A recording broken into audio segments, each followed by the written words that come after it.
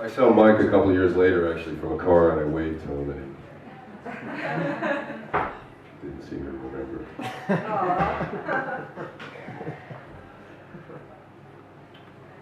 I'm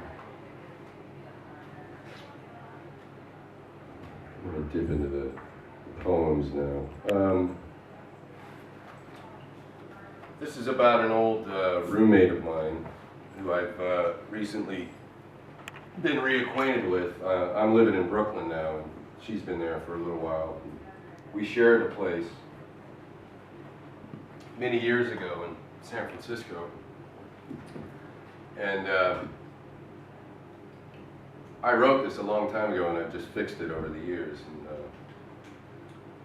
it's about her, and it's called Solo. Anna slips deep into the corner of the sofa, lights a smoke and curls her legs fast among the crumbs and coins, saying little or nothing at all to withstand that deepening stare that whips up a pass through anonymous but inviting climbs and comes perched despite her critical stores of boredom. One frail shift and that brittle perch comes undone, collapsing one blink at a time into the low, opiated rumble since departed from her ears, once she really snapped to hissing shit. Suddenly mindful of the fresh nail polish, she daintily avoids smudging, despite her burning cigarette and mother's mothering calls. She could be rising again, padding barefoot into her room like that, shutting the door just like that, to him turning that strange blue.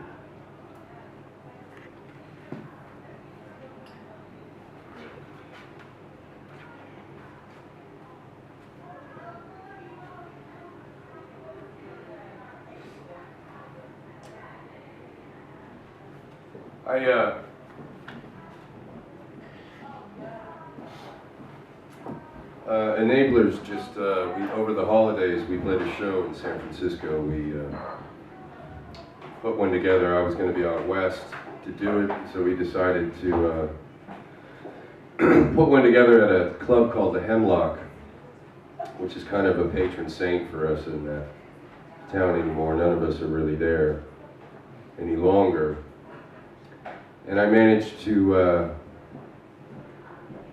we all managed to see our old drummer, Joe Burns, and I hadn't seen him in quite a while. And it was a really happy time and a happy occasion to do that. So I want to read this for him. This is for him. It's called Pole to Pole.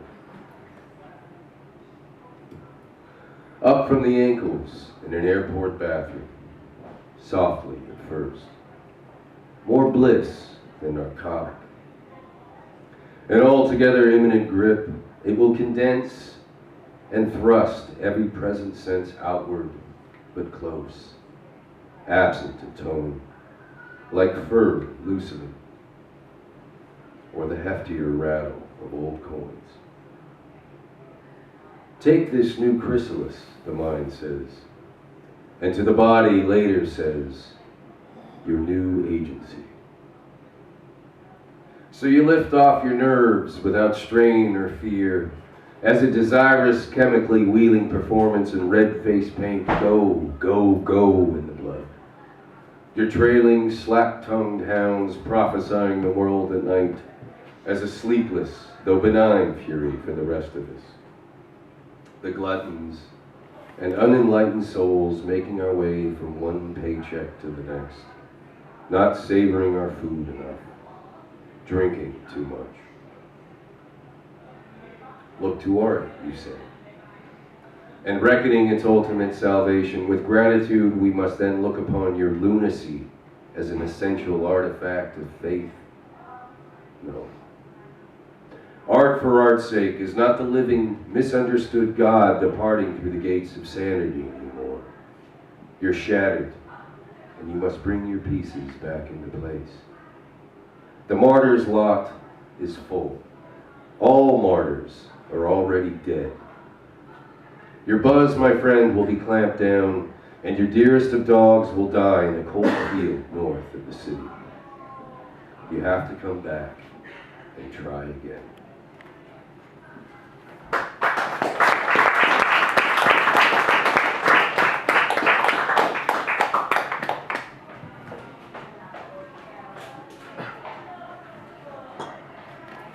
I feel like being in England, one of your musical heroes, who happens to be a friend of mine in Danish. I can't really get away without doing this poem. It's dicking him around a bit, and I'm sure he would appreciate it. I'm not going to tell you who it is, though. It's called All Tomorrow's Problems, which, funnily enough, Enablers played ATP, All Tomorrow's Parties, and the night before we had a piss-up with my good friend Dave Hand here, and in the kitchen we started calling it All Tomorrow's Problems for some reason. I can't remember why. It was just that point in the night, yeah. And I made a little register. I thought that'd be a hell of a title for something. So here we are. All Tomorrow's Problems. Brightest red of just thawed roses for thoughtfulness. A man in the spotlight in rumpled suit, humility, and hat. Dedicates his next, I left my heart in San Francisco into a torture of goodwill. So adumbrant of a later anguished drinking and coke binge again. He will hardly register the dedication so much as how it withered beside an on three, perfectly logged and indiscreet.